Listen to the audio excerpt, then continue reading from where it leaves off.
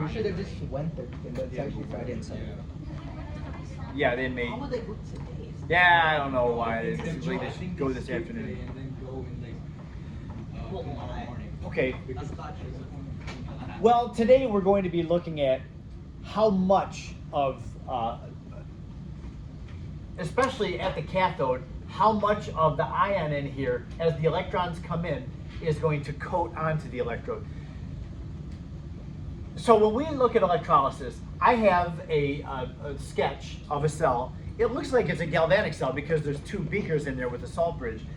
But you can see because there's a power source, it's causing the reaction to happen that otherwise wouldn't happen. If we just had zinc and iron, the zinc is better at oxidizing than iron is. So naturally and spontaneously, the zinc would send electrons over to the to the iron, and the reaction would happen spontaneously from left to right. The electrons would go from left to right. But we have a power source set up here where the electrons are going to flow from the iron. What happens here is the positive terminal from the power source is connected to the iron. The negative terminal of the power source is connected to the zinc. So remember, the power supply is going to pull electrons into its positive terminal. That always happens. And then it's going to force electrons out of its negative terminal. So I want you to remember that on Tuesday next week, you're going to have a power supply. You can see there's power supplies around the room. Like back there behind Sahasra, there's a couple on that desk. Some over there on the cart that you probably can't see. There's all those boxes that are our power supplies. They all have a red and a black post on them. So the red one is the positive and the black one is the negative. So you need to know that the electrons always come out of the power supply from the negative. So this is the negative, that's where they're coming out. So that means they're going into the power supply through the positive. So this is forcing the iron to oxidize and for the zinc to reduce. Now remember, as the zinc reduces, what's happening is the zinc ions in the solution, as the electrons come in, the zinc ions migrate over here and they grab onto those electrons, and that will cause the zinc ion to make zinc solid. Now the zinc solid doesn't collect on the bottom of the container. Where does the zinc solid go? It coats the electrode. So the electrode's going to get heavier. The process that we call it is plating. You've heard of plating. You've heard of gold-plated jewelry and that kind of thing. Gold-plated, silverware or whatever. Silver-plated silverware. Plating is that process of using electrolysis to coat something. Now these days, car parts often, rather than building the car part out of iron and then take it into a paint booth and spray painting it, typically they will electrolyze car parts rather than paint them to coat them and protect the metal from oxidation. They were literally, and you'll hear people who are in the industry, if your mom or dad works at a factory or knows about factory work, they'll say that, like let's say a car door gets built, stamped, and then rather than painting, they'll say that they dip.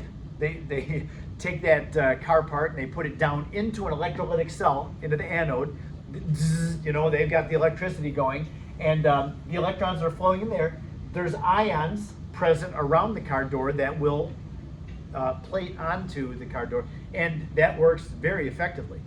When I was a kid, everybody had rusty cars, but they have gotten so good at plating that, back in the 80s, you would expect the car to go 3 or 4 years, and then rust, everybody knew that the car would start to get rusty. The corners of doors and things like that, they just always get rusty.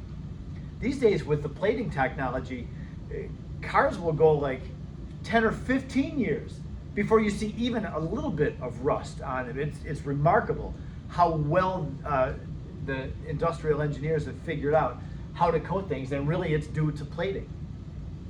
So yeah, very much a real life kind of a topic with this. So we need, of course, you don't want to just put the thinnest little amount of plating on there. You want to put a nice healthy coat of whatever is being plated on so that it's durable. So that's where our stoichiometry comes in. We need to be able to calculate how much of the ion will coat on. So that's what our strategy is today, and we're going to do the stoichiometry. The stoichiometry has a 5-step process And at first you think 5 steps, whoa, that's going to be a lot. But it turns out that it's not any different from stoichiometry that we've been doing all year. There are some different units, but you're going to find that the units will kind of put themselves into order. And this is not a difficult process. Nobody ever has trouble with the stoichiometry of electrolysis. What people do have trouble with, if you haven't started the exercises yet, when you have to rank what oxidizes better than other things, that's going to be challenging for you. There's one other thing in the chapter that it's not coming to me. Figuring out what oxidizes at the anode and what oxidizes at the cathode for electrolysis, that gets people sometimes. The stoichiometry, this is not something that's hard. And this is kind of nice because sometimes the last thing is the hardest thing that you learn. That's not the case here in this chapter. So the stoichiometry is going to require us to understand one other topic about electricity, and that's current. I had mentioned current back in the first day of this chapter, but we haven't done anything with current yet. And current and voltage are related to one another. Voltage causes current, but those two are not the same thing. The voltage has to do with with what force electrons are being pushed from the anode to the cathode. And that has to do with how good the anode is at oxidizing, how good the cathode is at reducing. Current doesn't have to do with how much push there is for electrons. It has to do with how many electrons are being transferred. Now the unit on current is coulombs per second. It's like how much charge is flowing per time. So coulombs per second is also known as amperes. And that was named after a person. And so a lot of times we'll just shorten that down to amps. Capital A is the symbol that we use for amps. So like if you see 10A, it means 10 amperes of current. So we will need to know the current. The current relates time to charge. Just like if you know how fast you're driving and you know how long you've driven, then you can calculate how far. The same kind of idea is true. If you know how long you've run your electrolysis and you know what the current was, then you can figure out how much charge has gone through, and then you can change it into how many electrons were transferred. Because if you look at this, we need time first. You have to know how long it ran and get that into seconds, because if you know how many seconds it ran, then you can take advantage of knowing the current to figure out how much charge has flowed through the circuit. So yeah, you'll figure out charge by multiplying the current times the seconds. That gives you how much charge. And charge is related to something else too. If you remember, a few days ago we talked about Faraday's constant. And this is step 3. Faraday's constant relates charge to how many electrons. Faraday's constant was 96,485 coulombs per mole of electrons. So if you know how much charge has gone through the wire from the anode to the cathode, then you can figure out how many moles of electrons have traveled through. Well, if you know moles of electrons, then you can figure out how many moles of the metal will reduce. If you look up here, the zinc ion is plating onto the bar of zinc. The bar of zinc is going to get heavier in this process because more zinc is going to plate onto it. Notice the charge on the zinc is positive too.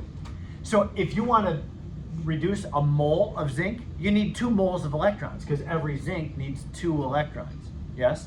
So we'll have to figure out how many moles of electrons come in. That's what step 4 was. Use the oxidation number. In the case of zinc, 1 mole of zinc would require 2 moles of electrons. If it's aluminum you're plating out, then every mole of aluminum needs 3 moles of electrons because aluminum has a positive 3 charge. So whatever the charge on the metal is, that's how many moles of electrons you'll need. And then that'll give you how many moles of the cathode will plate on. And then all you have to do is change it into grams if it asks you for grams. So I want to show you an example of this, and you're going to find this is a very simple process. And plating isn't just for jewelry or car parts. I was also thinking about other examples of plating. Pennies are plated these days. Maybe you do or don't know this. Pennies are almost all zinc.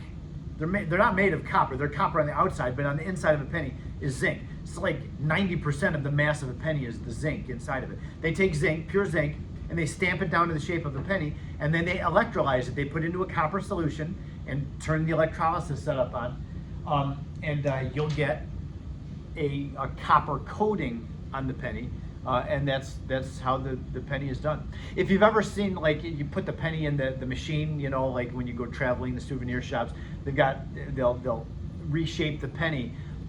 If you ever do that, and you have a newer penny, you'll see that there's silver streaks that come out as some of the zinc that's being exposed from the inside of the penny. I grabbed a couple of pennies up here. You can tell this is a newer penny. After 1983, they started. Before 1983, they were using copper only. I don't know if it was an alloy of copper, but they do have different colors. You'll notice the difference between a post 1983 versus a pre 1983 penny. This one is post. It's a little more shiny, and it's not just shiny because it's newer. These are not as shiny, and you can tell it's a different reddish copper color. One of these is an alloy. I tend to think that before 1983 they weren't pure copper, but they may have been a copper with something else in it to reduce the cost. Copper is fairly expensive, but you can tell just from the color of a penny which one is not which one, but how old it is and how it was made. So let's do an example of this process. As you see, there are 5 steps involved in determining what mass of the metal will plate onto the electrode. And let's take a look at this. This is from the book. This was a multi-part question. I just narrowed it down to one. So when it says each of the following, we're not doing each of it. We only have one example here to do. But the question is, what mass of cobalt can be produced if you electrolyze a cobalt-2 solution for an hour? So we're going to turn on this electrolysis and let it go for an hour at a current of 15 amps. Now, how much is 15 amps? Can we relate to that? If you are exposed to 15 amps of current, you will die. It will kill you. If that 15 amps is able to go through your heart, you will not be around it. It'll take you about 1 second to die. And so if you're being electrolyzed for an hour, you know, the other 3,559 seconds of that hour, you will just stay dead. Okay? So 15 amps is a pretty good jolt.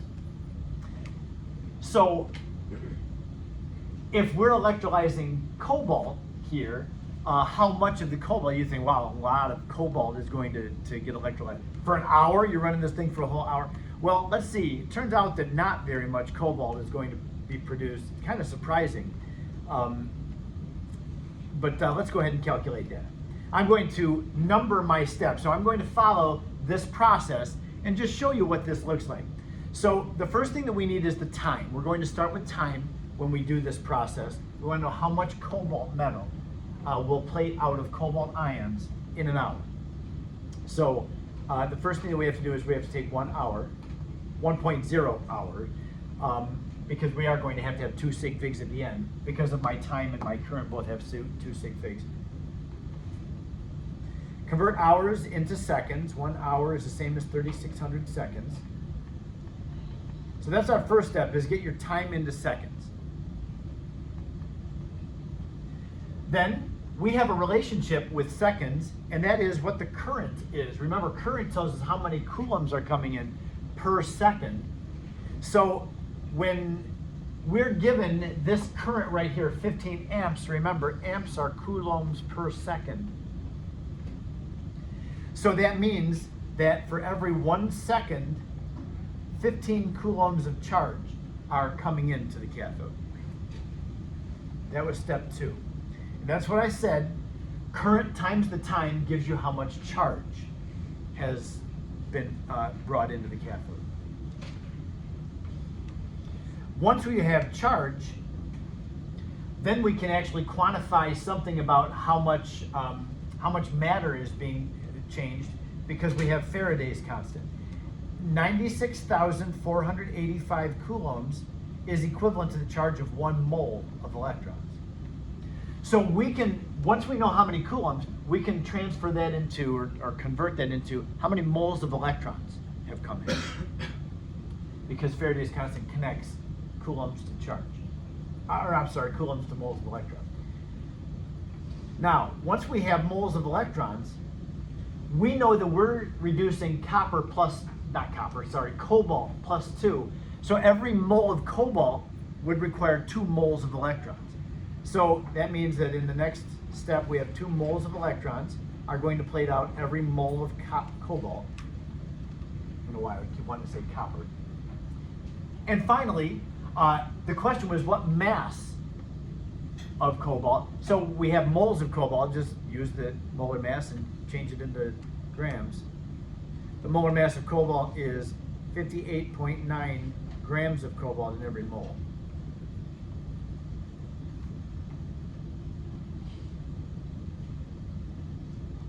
So yeah, it's quite a process, but just notice the units pretty much tell us what to do every step. We get into seconds, then multiply by the current.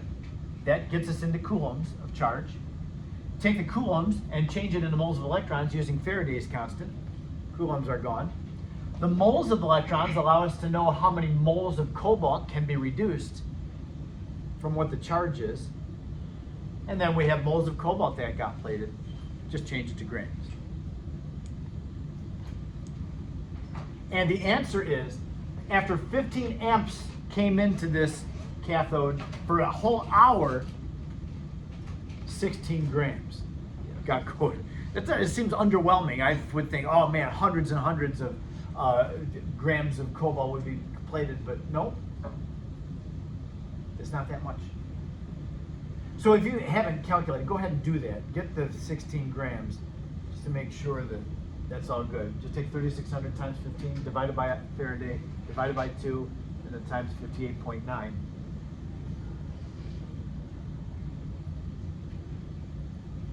One mole is 96,485 volts. What is the C stand for? Coulombs of charge.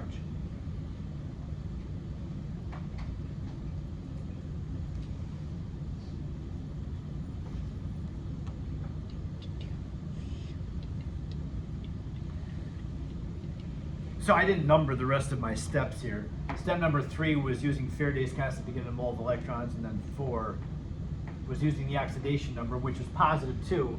To go down to 0, it needs 2 moles of electrons, and then just convert to grams from the moles. Now I'm going to ask you to do the next one. Let's see, class ends at 9:42, so we have a few minutes. It won't take you that long. See if you can follow that sequence of steps and answer this question. Now, this question is not asking you to do the exact same. Well, actually, you do need to do the same set of steps, but it's asking you for something different than the first one did. We have some unknown metal. I'm just going to call it M, but it's not real. There's no M on the periodic table. It's an unknown metal. It takes 74 seconds, so just over a minute, with a 2 amp current to plate out 0.107 grams of this metal M. Now the solution that it was in was M nitrate, MnO3 taken 3 times. Can you figure out what metal this is? See if you can figure that out.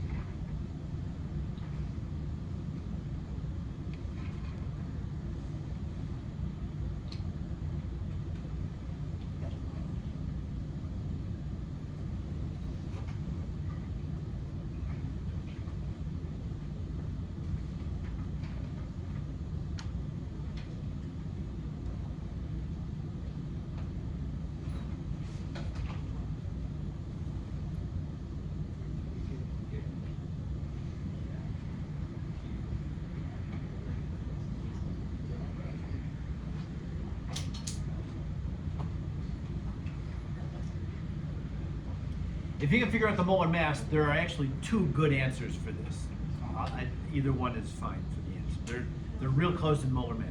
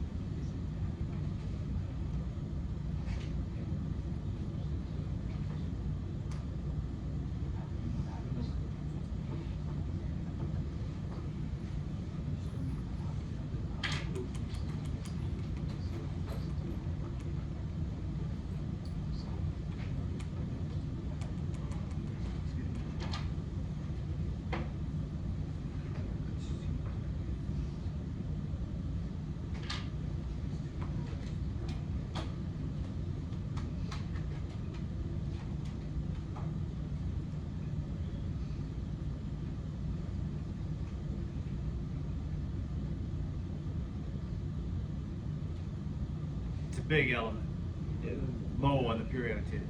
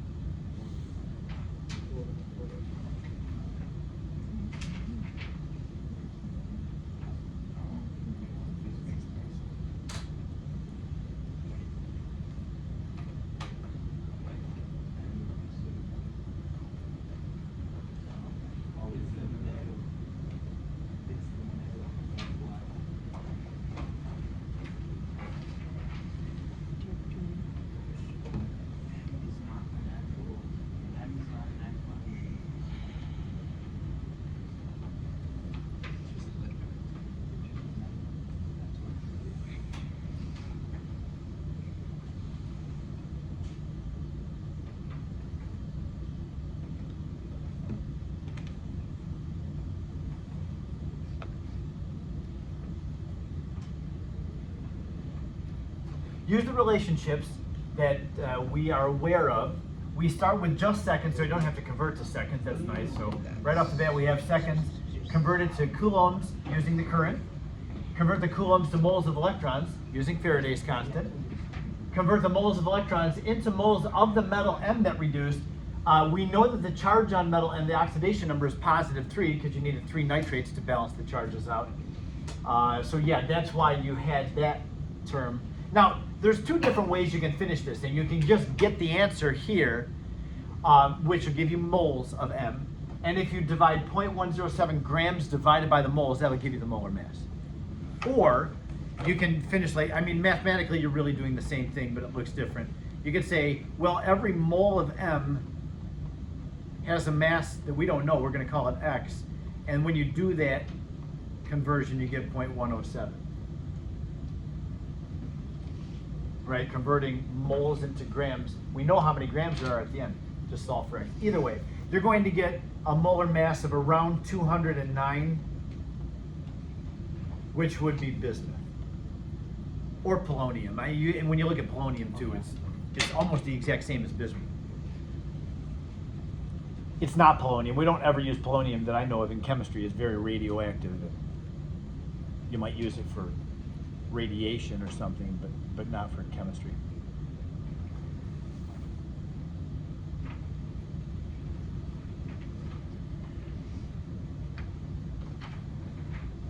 That's it. That's all I got for you today. When we get back on Monday, we're going to talk for a few minutes about the electrolysis lab that we're going to do.